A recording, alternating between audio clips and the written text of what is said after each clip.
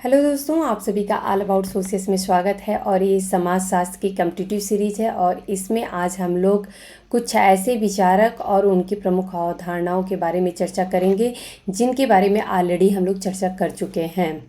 ये जो विचारक हैं इनके बारे में हम लोग जो कि जनजातीय समाज पढ़े थे, या फिर हम लोग ग्रामीण समाज के बारे में पढ़े थे, या फिर हम लोगों ने जो समुदाय के बारे में चर्चा किया था जिसमें कि विभिन्न समुदायों के बारे में हम लोग समझे थे, तो उन्हीं से संबंधित ये विचारक हैं और ये उनसे संबंधित कुछ प्रमुख अवधारणाएं हैं। तो हम लोग इसके बारे में चर्चा कर लेते हैं, क्योंकि अब तक हम लोगों ने जो डिटेल में पढ़ा था उसी का ये एक फैक्चुअल बेस्ड समरी आप लोग कह सकते हैं। तो एक शॉर्ट नोट की तरह ये एग्ज़ाम की दृष्टि से काफ़ी ज़्यादा हेल्पफुल होता है। तो चलिए हम लोग प्रारंभ करते हैं कि आखिर में कौन कौन से विद्वान या विचारक हैं और उनकी अवधारणाएं कौन कौन सी हैं। रॉबर्ट रेडफील्ड, इन्होंने कृषक समाज, लोक संस्कृति, लघु समुदाय, लघु एवं दीर्घ परंपरा की बात ये करते हैं, और लोक नगरीय सातत्य, ये सारी अवधारणाएं जो हैं ये रॉबर्ट रेडफील्ड से संबंधित हैं, जिसके बारे में ऑलरेडी हम लोग चर्चा कर चुके हैं।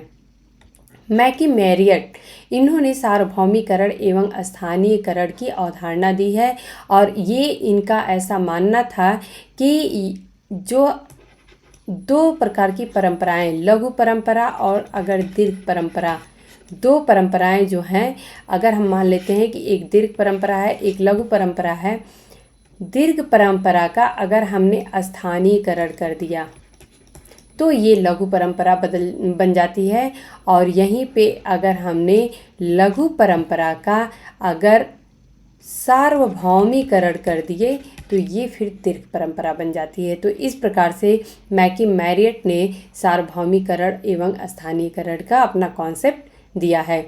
यहाँ पे रॉबर्ट रेडफील्ड का जब जिक्र हो रहा है तो एक फैक्ट इनसे ये भी है कि इन्होंने मैक्सिको के टेपोजलान नामक गांव में कृषकों का अध्ययन किया था।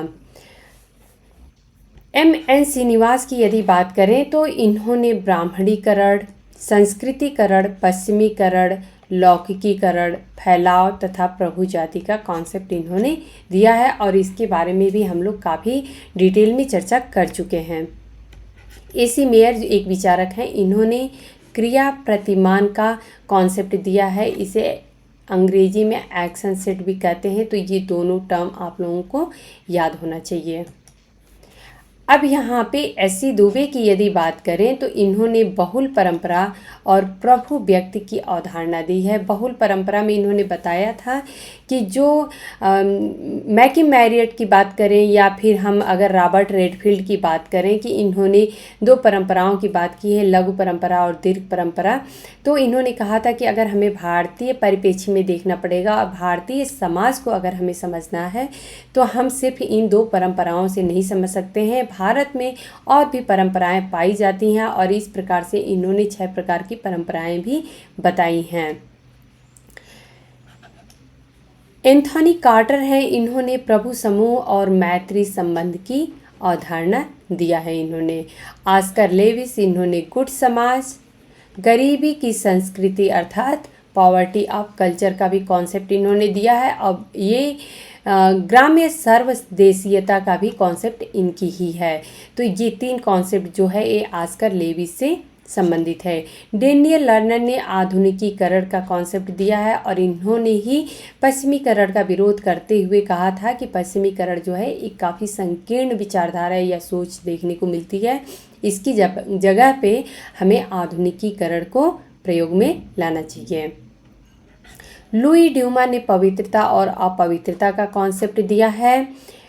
S.E. श्रीवास्तव का एक ये कॉन्सेप्ट है छत्रीकरण का, तो ये अपने आप में एक इम्पॉर्टेंट हो जाता है कि ये सभी तो हम लोगों को पता है, लेकिन छत्रीकरण का कॉन्सेप्ट जो है ये S.E. श्रीवास्तव के द्वारा दिया गया है।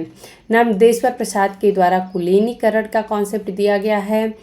प्रोफेसर कालिया के द्वारा जनजातिकरण का कॉन्सेप्ट दिया गया है। वहीं पे D.N. मजूमदार के द्वारा विसंस्कृतिकरण का कॉन्सेप्ट दिया गया है, और विसंस्कृतिकरण जो होता है उसमें ये जो कि एमएनसी निवास की संस्कृतिकरण है उसी का विरोध करते हुए इन्होंने कहा था कि ऐसा नहीं होता है कि हमें सिर्फ संस्कृतिकरण ही देखने को मिले, अर्थात जो निम्न जातियां होती हैं वो सिर्फ उच्च जातियों को फॉलो करें, ऐसा नहीं होता है। बहुत बार ऐसा होता है कि जो उच्च जातियां होती हैं वो भी निम्न जातियों को फॉलो करती हैं, उनके रहन सहन को, उनकी लाइफ स्टाइल को ग्रहण करती हैं।